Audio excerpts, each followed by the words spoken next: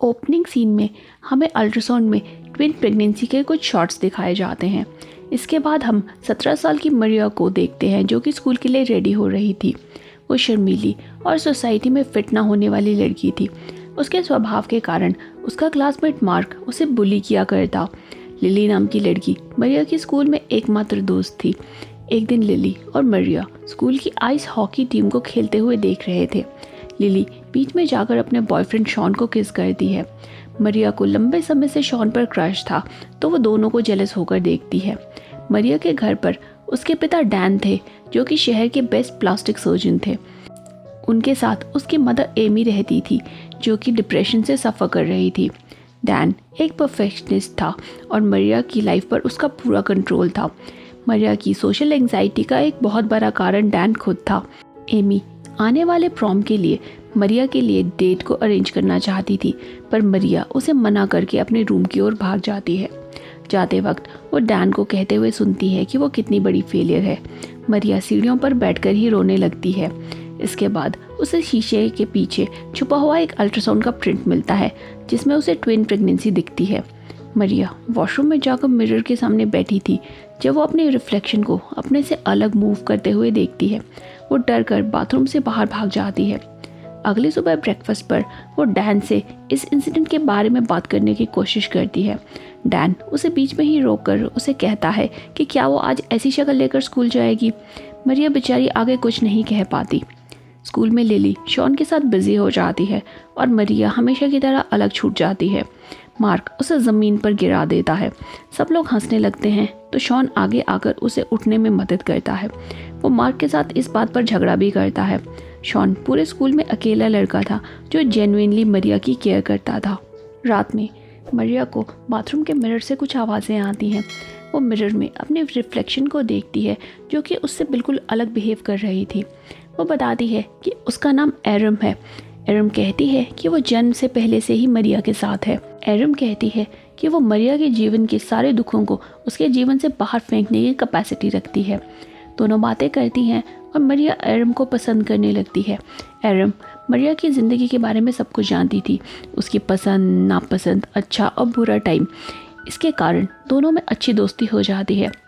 मरिया को इस बात से भी फ़र्क नहीं पड़ रहा था कि वो अपनी रिफ्लेक्शन से बातें कर रही है। अगले दिन स्कूल के बाद वो अपने फादर के क्लिनिक पर जाती है। मरिया नोटिस करती है कि डैन एक पेशेंट के साथ ज़रूरत से ज़्यादा फ्रेंडली हो रहा है।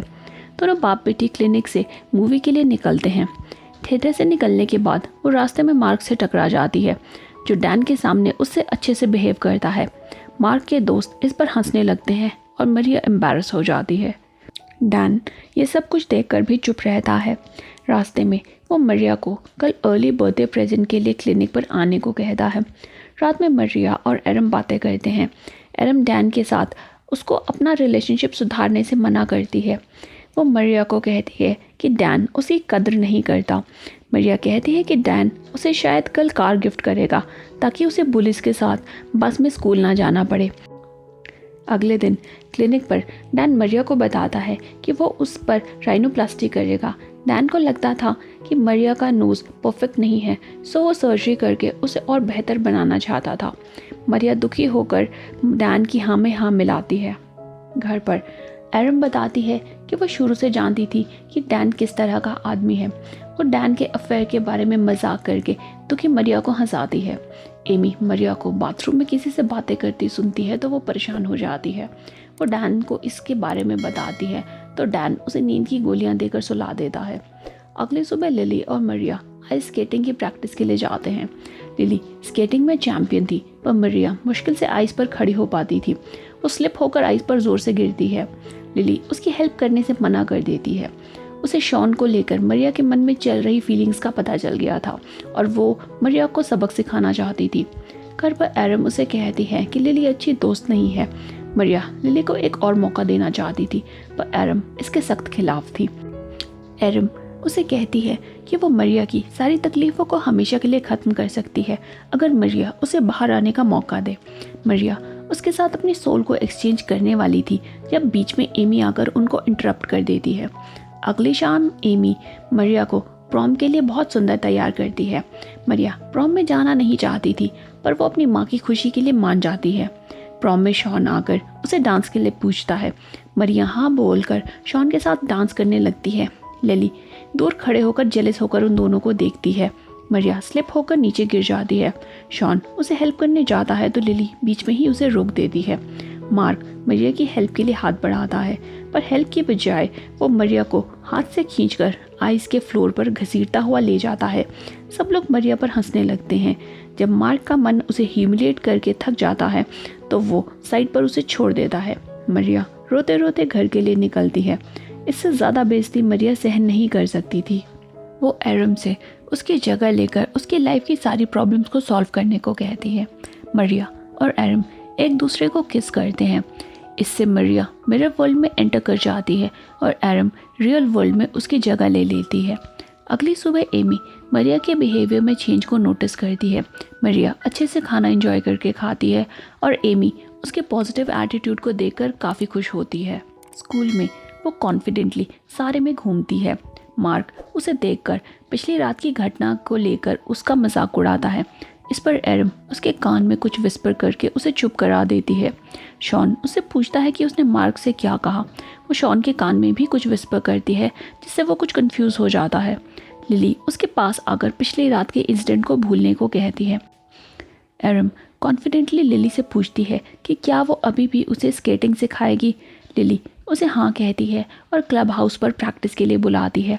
स्कूल के बाद एरम डैन से मिलने क्लिनिक पर जाती है। वो डैन को देखकर काफ़ी खुश थी और डैन से कहती है कि उसने डैन को काफ़ी मिस किया। जब ऑफिस में कोई नहीं था तो वो डैन की गर्लफ्रेंड को फ़ोन करके क्लिनिक पर 1 बजे आने को कहती है।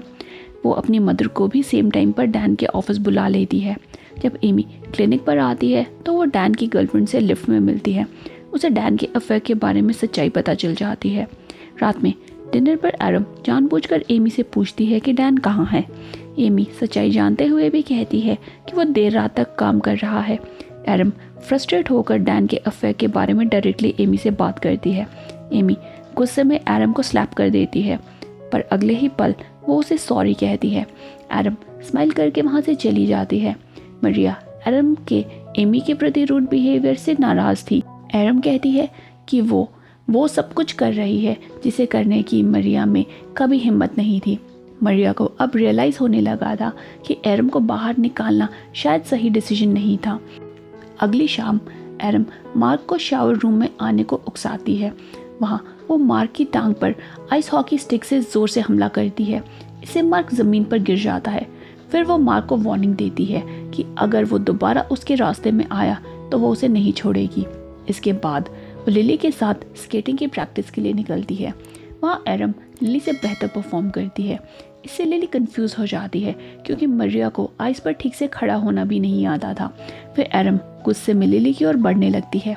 लिली को खतरे का आभास होता है तो वो वहाँ से भागने की कोशिश करती है। इस सब में लिली का बैलेंस बिगड़ जाता है और वो पेवमेंट से जाकर टकरा जाती है। इससे लिली की ऑन द स्पॉट डेथ हो जाती है। एरम पुलिस को कॉल करती है और रोने की एक्टिंग करती है ताकि उस पर किसी को शक ना हो। मरिया अपनी बेस्ट फ्रेंड की डेथ पर रोने लगती है।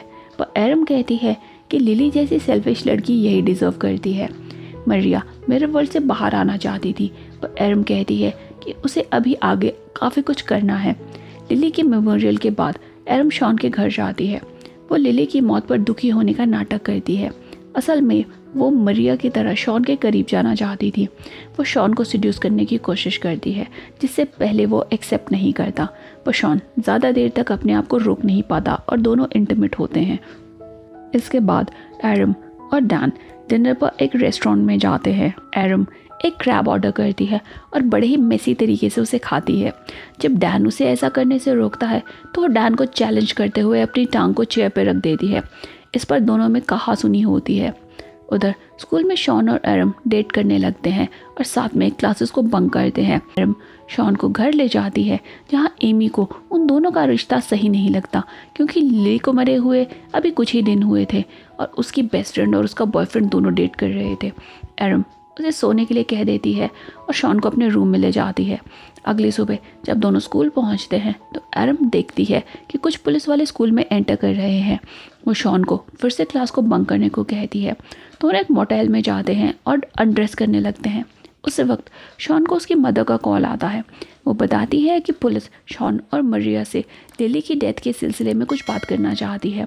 शॉन स्कूल के लिए निकलना चाहता था पर एरम जाने से मना कर देती है।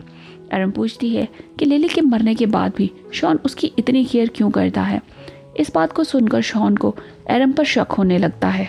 जब वो एरम को कन्फ्रंट करता है तो वो शॉन के सर पर अल्कोहल की बोतल दे मारती है।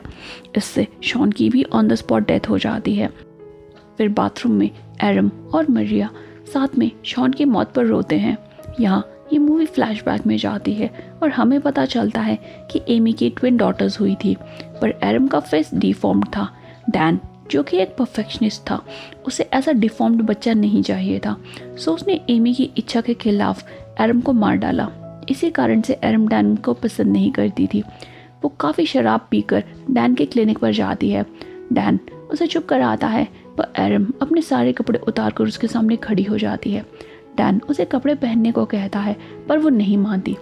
एरम पूछती है कि अगर वो डिफॉर्म्ड होती तो क्या डैन फिर भी उसे प्यार करता।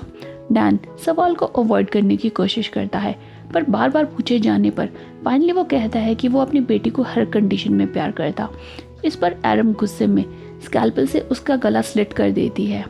मरते वक्त वो डैन से पूछती है कि वो क्यों अपनी ही बेटी को एक्सेप्ट नहीं कर पाया। बाद में स्कैल्पेल साफ करते वक्त एरम मरिया को मिरर में ढूंढती है पर वो उसे नहीं मिलती।